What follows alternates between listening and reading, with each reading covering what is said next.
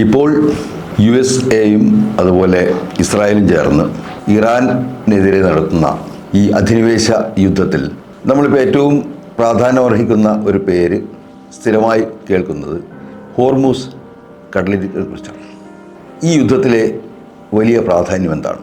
ഇപ്പോൾ ഹോർമൂസ് കടലിടുക്ക് അടച്ചതോടുകൂടി നമുക്കെല്ലാം തന്നെ ഇവിടെ വലിയ തോതിലുള്ള പെട്രോളിയം ഉൽപ്പന്നങ്ങളുടെ ക്ഷാമം ഉണ്ടാവും എന്നും അതുപോലെ തന്നെ യൂറോപ്പിലൊക്കെ തന്നെ ഇരട്ടിയിലധികം വില കയറി എന്നൊക്കെ നമ്മൾ കേൾക്കുന്നുണ്ട്.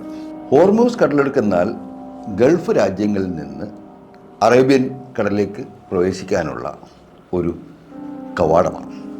യഥാർത്ഥത്തിൽ ഇത് വളരെ ആർട്ടിഫിഷ്യലായിട്ട് ഉണ്ടാക്കിയിട്ടുള്ളതല്ല.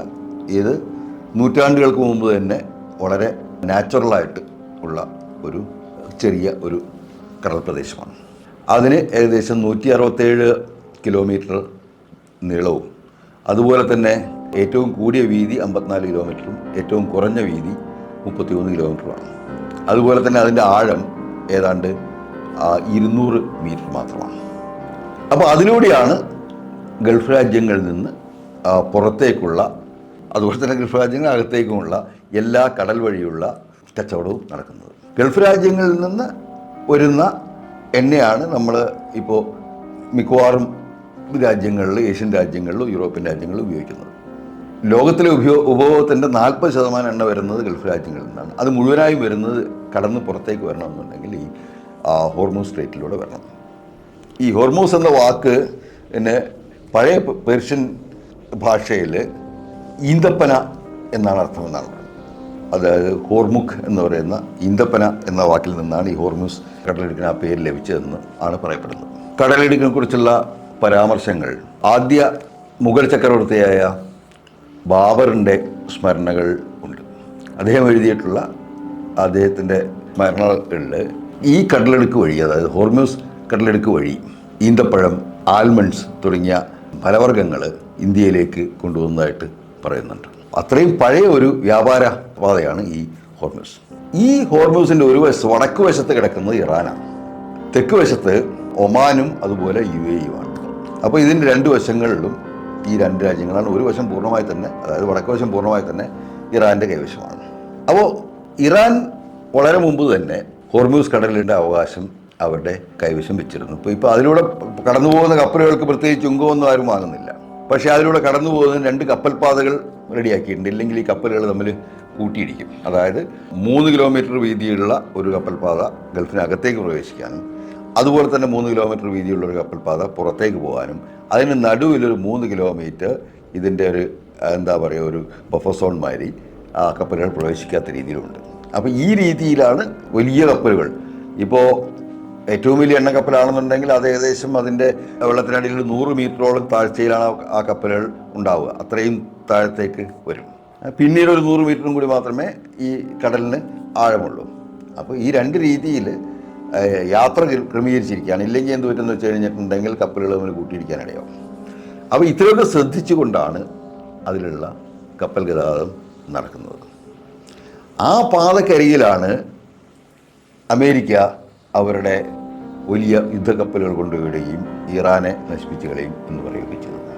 പക്ഷേ എന്ത് സംഭവിച്ചു? ഈ യുദ്ധം തുടങ്ങി 4 ദിവസം കഴിയുമ്പോഴത്തേക്ക് യുദ്ധക്കപ്പലൊക്കെ തന്നെ കുറേ ദൂരത്തേക്ക് മാറ്റി വന്നു. ഇപ്പോൾ എബ്രഹാം ലിങ്കൺ എന്ന് പറയുന്ന ലോകത്തിലെ ഏറ്റവും വലിയ യുദ്ധക്കപ്പലിന് കേടുപാടുകൾ സംഭവിച്ചു എന്നും ഡ്രോൺ ആക്രമണത്തിൽ അതിൽ പല ഭാഗങ്ങളും തകർന്നുപോയി എന്നും കേൾക്കുന്നുണ്ട്. പക്ഷേ ഈ വാർത്തകൾ സത്യമാണോ എന്നറിയാൻ മാർഗമില്ല. അപ്പോൾ നമ്മൾ ഹോർമൂസ് കടലിടുക്കിനെ കുറിച്ചാണ് പറഞ്ഞു വന്നത്. ഈ കടലിടുക്കിൽ വർഷങ്ങളായിട്ട് ഇറാൻ കടലിടുക്കിനടിയിൽ 200 മീറ്റർ ജലത്തിനടിയിൽ വലിയ ടണലുകൾ, അത് വർഷങ്ങളായി നടക്കുന്ന പ്രക്രിയയാണ്. അവർ വലിയ തോതിൽ ഏകദേശം ഒമാൻ വരെയും അതുപോലെ തന്നെ UAE വരെയൊക്കെ എത്താവുന്ന രീതിയിലുള്ള വലിയ ഭൂഗർഭ ടണലുകൾ സ്ഥാപിച്ചിട്ടുണ്ട്. അപ്പോൾ ഈ ഹോർമൂസിലെ ഗതാഗതം പൂർണ്ണമായും നിർത്തും എന്ന് ഇറാൻ പറയുമ്പോൾ അവർക്ക് 2 രീതിയിൽ അത് നിർത്താൻ സാധിക്കും. ഒന്ന്, അവരുടെ കരയിൽ നിന്ന് തൊടുത്തുവിടുന്ന മിസൈലുകൾ വഴി കപ്പലുകൾ തകർക്കാം. 2, ഈ ഭൂഗർഭ പാത വഴി, തുരങ്കം വഴി അവർക്ക് നേരിട്ട് ഈ കടലിനടിയിൽ നിന്നും ഈ കപ്പലുകളെ ആക്രമിക്കാൻ സാധിക്കും. അപ്പോൾ യുണൈറ്റഡ് സ്റ്റേറ്റ്സ് മനസ്സിലാക്കാതെ പോയൊരു കാര്യം, ഈ ഹോർമ്യൂസ് കടലിടുക്കലിലെ ഗതാഗതം പുനഃസ്ഥാപിക്കാൻ വേണ്ടി ഞങ്ങളുടെ പടക്കപ്പലുകൾ അയക്കുമെന്നാണ് ഡൊണാൾഡ് ട്രംപ് പറഞ്ഞത്. ഈ പടക്കപ്പലുകളും ചരക്ക് കപ്പലുകളും ഹോർമ്യൂസ് കടലിടുക്കിൽ പ്രവേശിച്ചു കഴിഞ്ഞാൽ ഈ രണ്ട് തരത്തിലുള്ള ആക്രമണങ്ങളെയും അവർക്ക് ചെറുക്കാൻ പ്രത്യേകിച്ച് മാർഗമൊന്നുമില്ല. ഈ കടലിൽ ഈ ആക്രമണത്തോടെ മുങ്ങിത്താഴുക എന്നുള്ള കാര്യം മാത്രമേ നടക്കുകയുള്ളൂ. അതുകൊണ്ട് തന്നെ യാതൊരു തരത്തിലും പ്രായോഗികമായിട്ടുള്ള കാര്യമല്ല ഈ പറയുന്ന ഹോർമ്യൂസ് കടലിടുക്കിൽ ആ കപ്പലുകൾക്ക് അകമ്പടി നൽകുക എന്നുള്ളത്. അപ്പോൾ ഇത്തരം കാര്യങ്ങളെക്കുറിച്ച് യാതൊരു ധാരണയില്ലാതെയാണ് ട്രംപ് ഈ യുദ്ധത്തിലേക്ക് എടുത്തിയാടിയത്. ഇപ്പോൾ ലാറ്റിൻ അമേരിക്കൻ രാജ്യത്ത് നിന്നിട്ട് അവിടുത്തെ പ്രസിഡന്റിന് നമ്മളിപ്പോൾ ഈ കൊള്ളക്കാരൊക്കെ ചെയ്യുന്നത് പോലെ രാത്രി കിടന്നുറങ്ങുമ്പം പിടിച്ചുകൊണ്ടിരുന്ന പോലെ ലാഘവത്തോടെ ഈ ഇറാനെ സമീപിക്കാമെന്നാണ് ട്രംപ് കരുതിയത്. അത് തികച്ചും തെറ്റായിരുന്നു. ഹോർമ്യൂസ് കടലിടുക്കെന്നാൽ വലിയൊരു മരണക്കെണിയാണ്. കാരണം ഈ കടലിടുക്ക് ആകെ 54 കിലോമീറ്റർ വീതിയേ ഉള്ളൂ. ആ വീതിയിൽ ഉള്ള സ്ഥലത്താണ് ഈ വലിയ കപ്പലുകളൊക്കെ ഇപ്പോൾ 3-4 കപ്പലുകളിൽ അകമ്പടി സേവിച്ചുകൊണ്ടൊന്നും പോകാൻ സാധിക്കില്ല. അതിനു പുറമെ ഈ കപ്പൽ ചാലുകളുണ്ട്. അപ്പോൾ ഇതിൽ ഗൾഫിലേക്കും തിരിച്ചും സഞ്ചരിക്കാനായിട്ട് 2 കപ്പൽ ചാലുകളുണ്ട്. അതിന് 3 കിലോമീറ്റർ വീതിയിലാണ് അതുള്ളത്.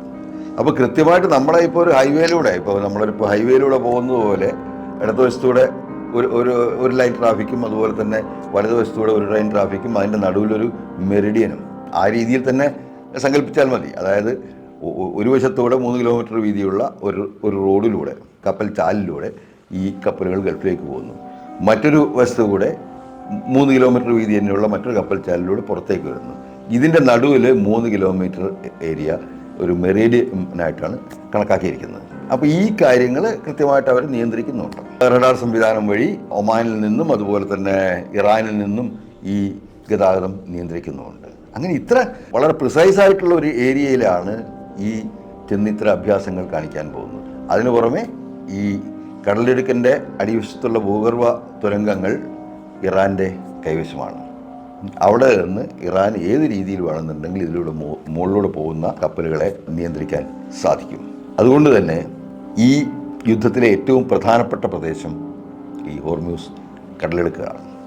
ഈ കടലിടുക്കെന്ന് വെച്ച് കഴിഞ്ഞാൽ ഇതിപ്പം ചരിത്രാതീത കാലം മുതൽ ഗൾഫ് രാജ്യങ്ങളിൽ നിന്ന് അറബിക്കടലിലേക്കും തിരിച്ചും വ്യാപാരവും നടന്നിരുന്ന ഈ കപ്പൽച്ചാലാണ്. ഈ കപ്പൽച്ചാൽ അടച്ച അവസ്ഥയിലാണ് ഇപ്പോഴുള്ളത്. അപ്പോൾ അതിൻ്റെ ലോകത്തുണ്ടായിട്ടുള്ള പ്രത്യാഘാതം നമുക്കറിയാം. ഇത് തുടരുകയാണെന്നുണ്ടെങ്കിൽ ഉണ്ടാകുന്ന കൂടുതൽ പ്രത്യാഘാതങ്ങൾ നമുക്കറിയാം.